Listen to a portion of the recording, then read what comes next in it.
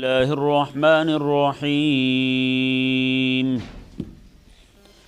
ومن يشاقق الرسول من بعد ما تبين له الهدى ويتبع غير سبيل المؤمنين نوله ما تولى ونصله جهنم وساءت مصيرا۔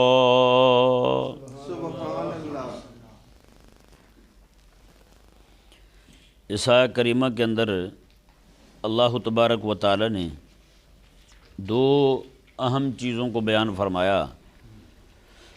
ایک تو رسول اللہ صلی اللہ علیہ وآلہ وسلم کی مخالفت، اور دوسرا اہل ایمان کے طریقے کی مخالفت کی سزا کو بیان فرمایا۔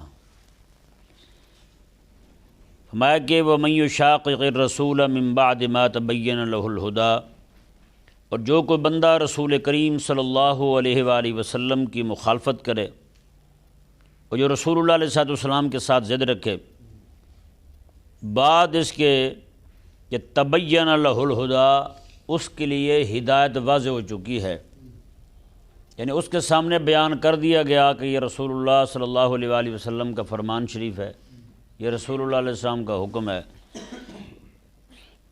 اور پھر بھی وہ رسول اللہ علیہ السلام کی مخالفت ہی کر رہا ہے، ضد کر رہا ہے، وہ رسول اللہ علیہ السلام کے حکم کے سامنے اپنی ہٹ دھرمی پر قائم ہے۔ وَيَتَّبِعْ غَيْرَ سَبِيلِ الْمُؤْمِنِينَ، اور مومنوں کے طریقے کو چھوڑ کر غیروں کے طریقے کو اپنائے، مومنوں کے طریقے کو چھوڑ کر غیروں کے طریقے کو اپنائے، اس کی سزا کیا ہے؟ رب تعالیٰ نے ارشاد فرمایا نُوَلِّهِ مَا تَوَلَّى، ہم اسے ادھر ہی پھیر دیں گے جدھر وہ پھرنا چاہتا ہے۔ یعنی وہ رسول اللہ علیہ السلام کا دشمن بننا چاہتا ہے تو رب فرماتے ہیں ہم بھی بننے دیں گے اسے، وہ مومنوں کے طریقے کو چھوڑنا چاہتا ہے ہم بھی چھوڑنے دیں گے اسے، ٹھیک ہے مزے کر جی۔ ہم نے تو ہدایت کا راستہ کھول کے بیان کر دیا ہے، ہدایت والا راستہ وہ ہے جو حبیب کریم صلی اللہ علیہ وآلہ وسلم کا راستہ ہے، جو محبوب کریم علیہ السلام کے صحابہ کا راستہ ہے۔ نہیں سمجھ آیا مسئلہ؟ تو رب تعالیٰ نے ارشاد فرمایا کہ ہم اسے پھرنے دیں گے، ہم اسے پھیر دیں گے اسی طرف جدھر وہ پھر رہا ہے، وَنُصْلِهِ جَهَنَّمَ، اور ہم اسے جہنم میں داخل کریں گے، وَسَاءَتْ مَصِيرًا، اور جہنم کتنا ہی برا ٹھکانہ ہے۔ یہ ذہن میں رہے کہ رسول اللہ صلی اللہ علیہ وآلہ وسلم کی مخالفت جو ہے، اس ضمن میں ایک بار حضرت ہارون رشید رحمہ اللہ، ہارون رشید رحمہ اللہ اتنا بڑا بندہ تھا، یہ آپ کی خود زوجہ جو ہیں وہ انہوں نے جب پیغام بھیجا نا ہارون رشید رحمہ اللہ نے کہ میں تم سے نکاح کرنا چاہتا ہوں، حضرت زبیدہ رضی اللہ تعالیٰ عنہ کو کہا، تو مائی صاحبہ نے کہا کہ میں مہر لوں گی بڑا سارا۔ اس نے کہا کتنا مہر لوگی؟ اس نے کہا کہ بغداد سے نہر کھود، مدینہ میں بھی جائے پانی، مکے میں بھی جائے، بغداد سے نہر جاری ہو، مدینہ میں بھی پانی پہنچے، مکے میں بھی پہنچے۔ آپ سوچ سکتے ہیں درمیان میں کتنے ملک پڑتے ہیں؟ ہاں جی، اتنی بڑی نہر جب کھودی تو منشی جو رکھا نا جی، نہر پوری بن گئی، پانی روانہ ہو گیا، مدینہ پہنچ گیا۔ منشی رجسٹر لے کر آیا، کھاتوں والا جیسے دفتر کہتے ہیں، وہ لے کر آیا، آ کے اس نے کھولا، آپ نے کہا یہ کیا ہے؟ مائی صاحبہ نے کہا کیا ہے یہ؟ اس نے کہا جی یہ اس میں وہ سارا کھاتا لکھا ہوا ہے۔ مائی صاحبہ نے پتہ کیا جملہ بولا، کیا وہ غضب کے ذہن والی خاتون تھی۔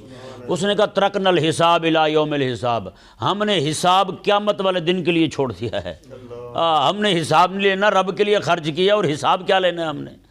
ترکنا الحساب الی یوم الحساب، ہم نے حساب کو یوم حساب پر چھوڑ دیا ہے۔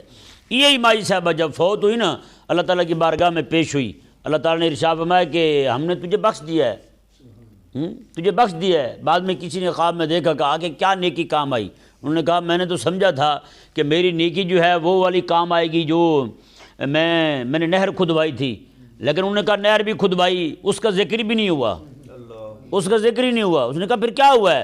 اس نے کہا ایک دن میں گھر بیٹھی تھی، اپنے ایوان میں اپنے گھر میں بیٹھی تھی، تو میں کھانا کھا رہی تھی، ادھر اذان کا وقت ہوا، ادھر میرا دوپٹہ جو ہے نا سر سے سرکا ہوا تھا، تھوڑا سا پیچھے تھا، کچھ بال ظاہر ہو رہے تھے. اس نے کہا میں نے لقمہ نیچے رکھا، اذان کے رب کے نام کے احترام میں نے اپنا دوپٹہ ٹھیک کیا، اپنا دوپٹہ ٹھیک کیا. کہا کہ میرے مالک نے فرمایا کہ میں نے تجھے اسی دن نہیں بخش دیا تھا جس دن تو نے میرے نام کی اتنی تعظیم کی تھی. اب بتاؤ نا یار، جو خاتون اپنا دوپٹہ ٹھیک کر لے رب کا نام سنتے ہوئے، رب اسے بخش دے. جو رب کا نام زمین سے اٹھاتا پھرتا، رب اسے نہیں بخشے گا یار. خدا کے لیے آپ نے اپنے اندر تڑپ پیدا کریں. اللہ تبارک و تعالیٰ کے اسم شریف، رسول اللہ علیہ السلام کا نام، قرآن کے الفاظ گلی میں پڑے ہوئے یار. ایسی گلی میں لوگوں کے پاؤں کے نیچے روندے جا رہے ہیں جی.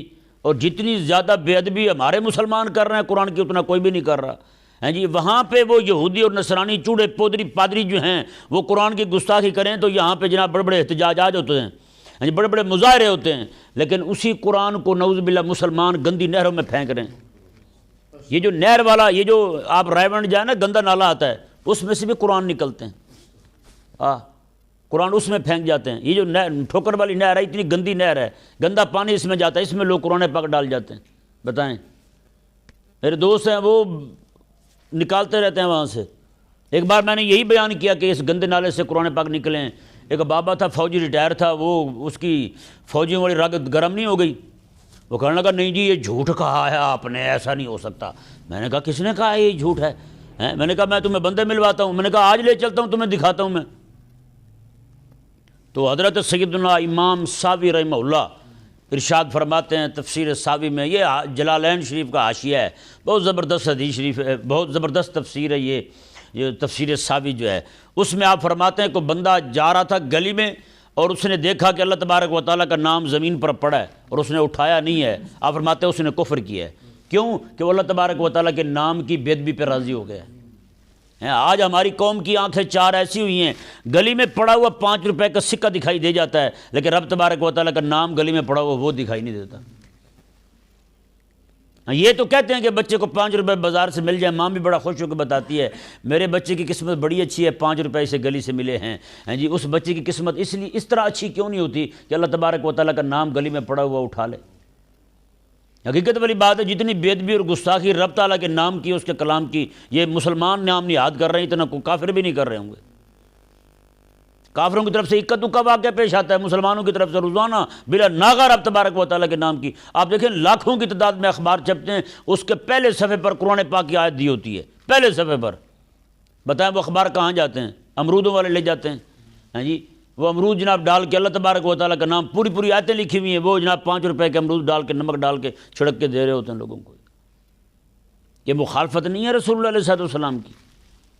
حضور ارشاد فرماتے ہیں، امام طبرانی رحمہ اللہ نے اپنی موجم میں نقل کی حدیث پاک، فرماتے ہیں کہ آقا علیہ السلام نے ارشاد فرمایا کہ کہیں پر اللہ تعالیٰ کا نام زمین پر پڑا ہو نا، اللہ تعالیٰ فرشتے کی ڈیوٹی لگاتا ہے. فرشتے کو کہتا ہے میرے نام کی حفاظت کرنا، ابھی تھوڑی دیر میں میرا ولی آنے والا ہے، وہی سے آ کے اٹھائے گا. میرا ولی آنے والا ہے، وہی سے آ کے اٹھائے گا. یہ حدیث شریف ہے حضور کی. تو آقا علیہ السلام کی حدیث شریف سے واضح ہوا جو اللہ تبارک و تعالیٰ کا نام گلیوں سے اٹھانے والا ہے وہ رب کا ولی ہے، وہ رب کا ولی ہے. رب تبارک و تعالیٰ کا نام جو گلیوں سے اٹھاتا ہے جی. حضور فرماتے ہیں کہ فرشتے کی رب ڈیوٹی لگاتا ہے، فرشتے کو مامور فرماتا ہے کہ یہیں رکے رہنا، ابھی میرا ولی آنے والا ہے، وہ یہاں سے آ کے اٹھائے گا.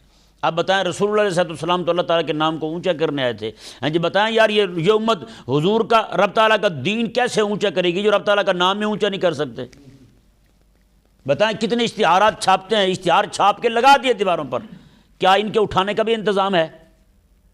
اشتہار لگا دیا ہے جی. آپ کو نہیں پتا بارشیں آتی نیچے گر جاتے ہیں، وہ سریس سی لگی ہوتی ہے وہ بھی گر جاتی ہے، گم وغیرہ لگاتے ہیں اسے جی، وہ نیچے گر جاتے ہیں. اللہ تعالیٰ کا نام اس کی بے ادبی ہو رہی ہے یار. تو بتائیں آج مسلمان ہی بے ادبی پہ تلا ہوا ہے تو باقی کسی سے کیا عزت کروائے گا یار رب تبارک و تعالیٰ کے نام کی. اللہ تبارک و تعالیٰ ہمیں سمجھنے کی توفیق عطا فرمائے. آپ کوئی بھی شے لینے لگے نا اس طرح جی، تو پہلے آپ دیکھ لیا کریں یار وہ کس چیز میں آپ کو دے رہا ہے، اسے آپ سمجھائیں، تبلیغ کریں، اسے باز کریں، نصیحت کریں. خدا کے لیے مسلمان ہو یار، آپ کلمہ پڑھتے ہو رسول اللہ علیہ السلام کا. آپ دیکھیں حیران ہوں گے، حضرت سیدنا مجد الفسانی رضی اللہ تعالیٰ عنہ آپ ایک بار بیت الخلاء گئے، بھاگ کے فوراً واپس آئے. کسی نے پوچھا حضرت کیا ہوا؟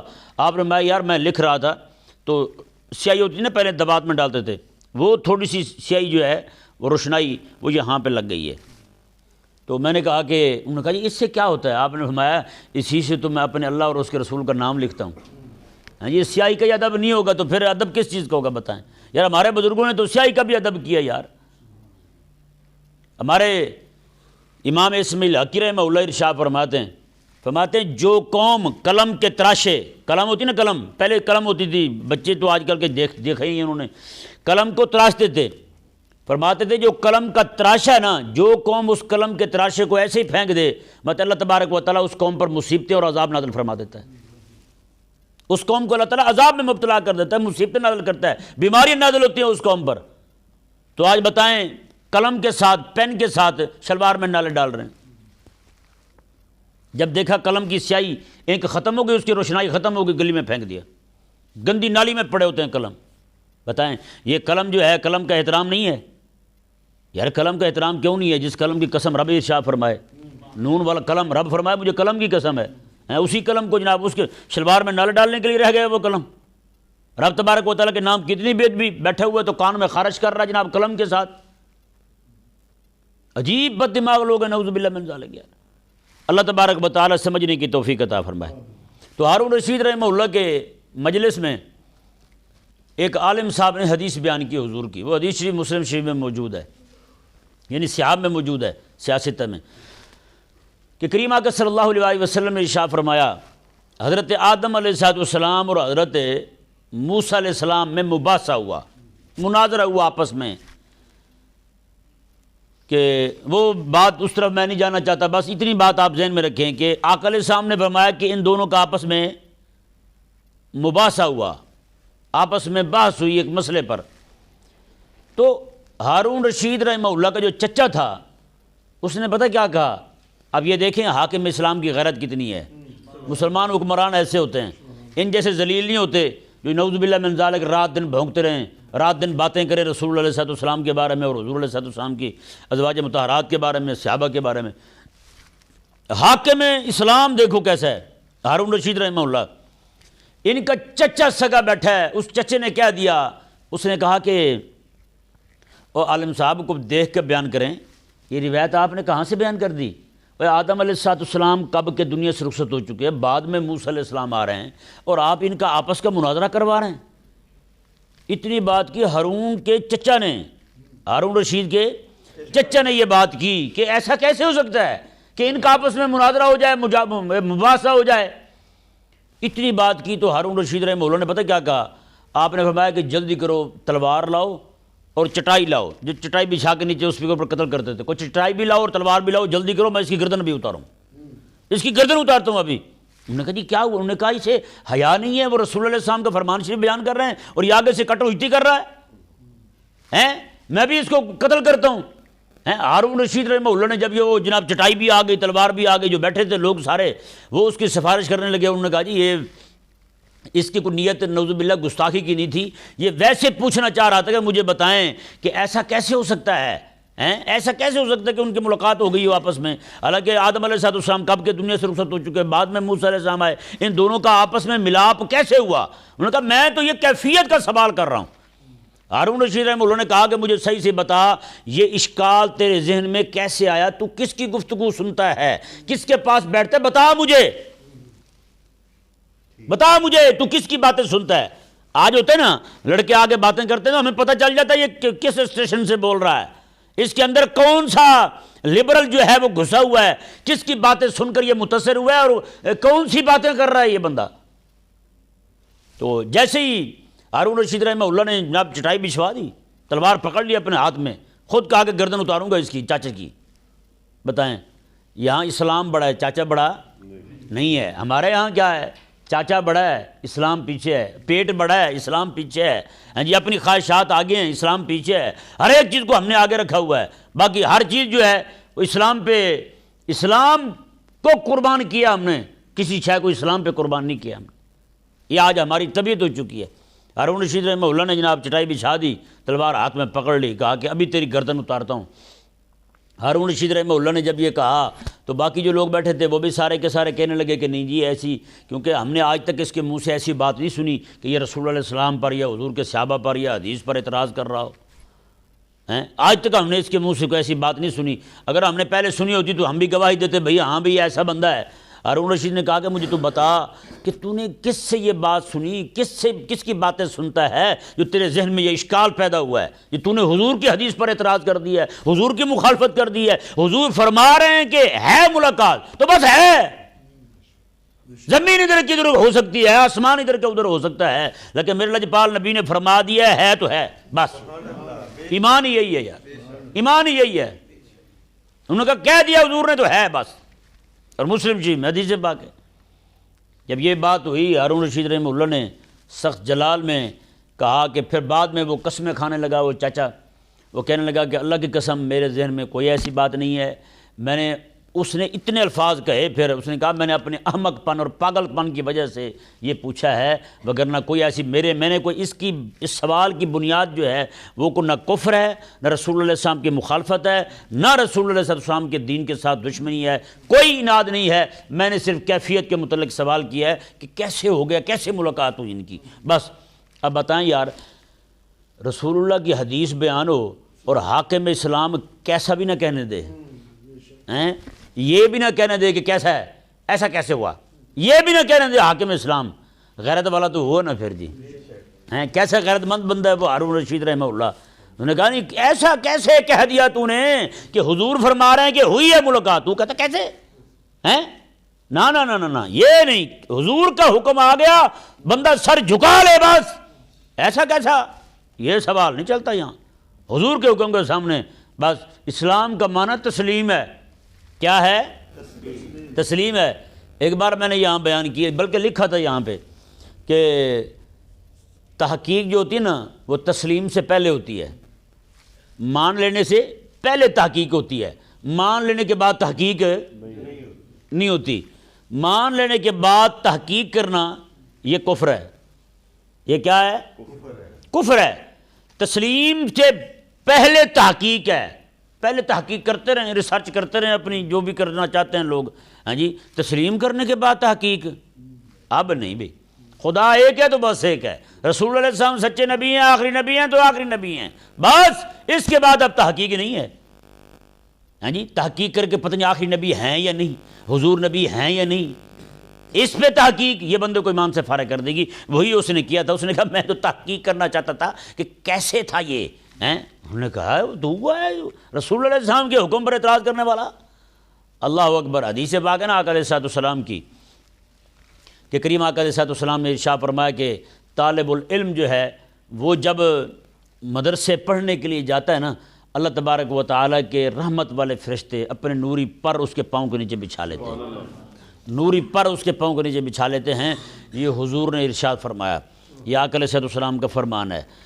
تو جب یہ آقا علیہ السلام نے فرمایا، یہ حدیث شریف ایک عالم بیان کر رہے تھے، ایک لبرل قسم کا بندہ گزرا، اس نے کہا لو پھر میں کرتا ہوں علاج فرشتوں کا، نعوذ باللہ من ذالک۔ اس نے جوتا اپنا جو پہنا، اس جوتے کے نیچے کیل ٹھونک دیے، اس نے کہا آج میں فرشتوں کے پروں کو کچل دوں گا، ہاں جی، جیسے اس نے وہ جوتا پہنا اس کے پاؤں سارے کے سارے زخمی اور چھلنی ہو گئے، چلنے کے قابل نہیں رہا وہ بندہ۔ اسی طرح ایک بندہ اور تھا، وہ رسول اللہ علیہ السلام کی مخالفت میں، ہاں جی، ایک عالم نے مسواک کے فضائل بیان کیے تو اس نے کہا میں مسواک جو ہے نا یہ اپنی شرمگاہ میں ڈالوں گا، ہاں جی، اس نے جیسے اپنی شرمگاہ میں مسواک پھنسایا تو اللہ تبارک و تعالیٰ نے وہیں سارا نظام ہی جام کر دیا، اس کا ہاتھ بھی وہیں رک گیا اور مسواک بھی وہیں رک گیا، اس کی پچھواڑے میں وہیں عرشہ پھنس گئی، وہ وہیں مر گیا، جب تک زندہ رہا وہ مسواک نہیں نکلا، ہاتھ بھی وہیں رہا، مسواک بھی وہیں رہا۔ رسول اللہ علیہ السلام کی مخالفت ہیں۔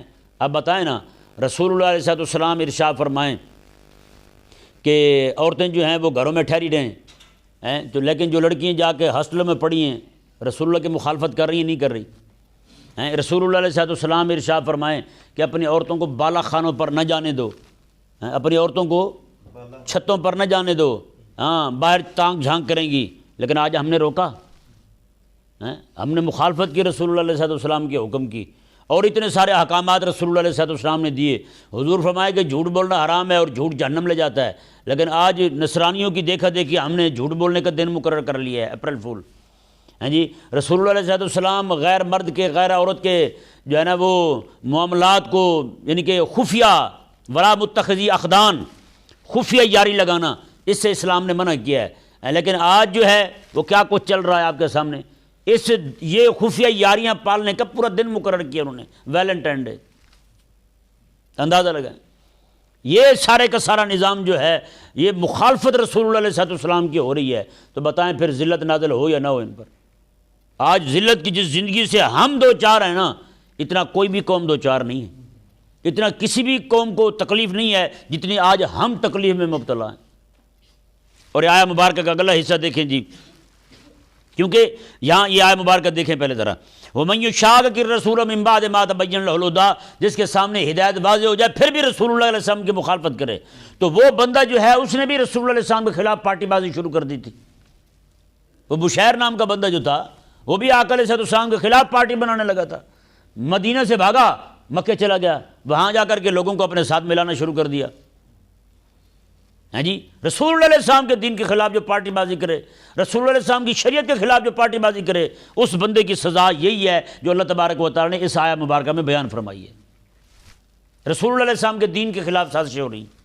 اور کون کر رہے ہیں؟ کافر تو کر ہی رہا ہے، لیکن نام نہاد مسلمان بھی کر رہا ہے.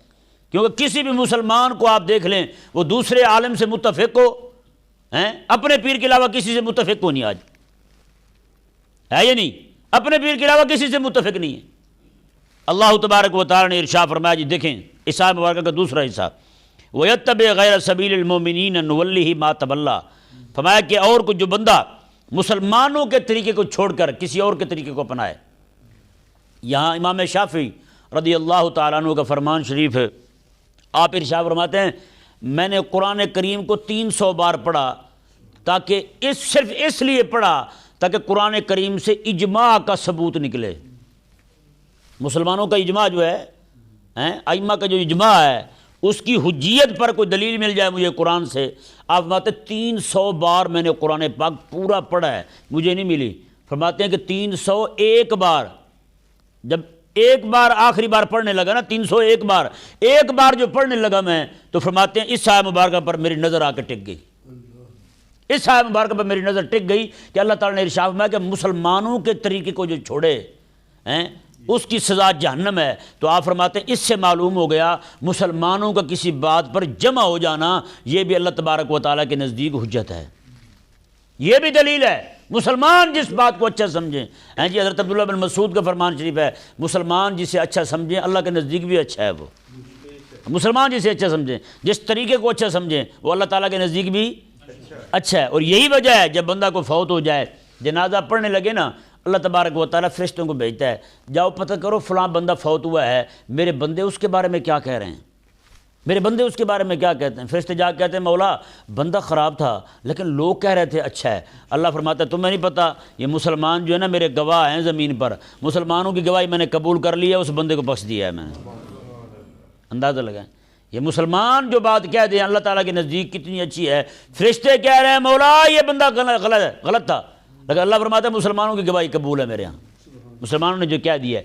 اس لیے جب جنازہ ہوتا ہے نا تو لوگ بعض اوقات کہہ دیتے ہیں، کہہ دیں جی سارے بڑا اچھا بندہ تھا. کیا تھا؟ بڑا اچھا بندہ تھا. اللہ تبارک و تعالی ہر مسلمان کی بخشش فرمائے.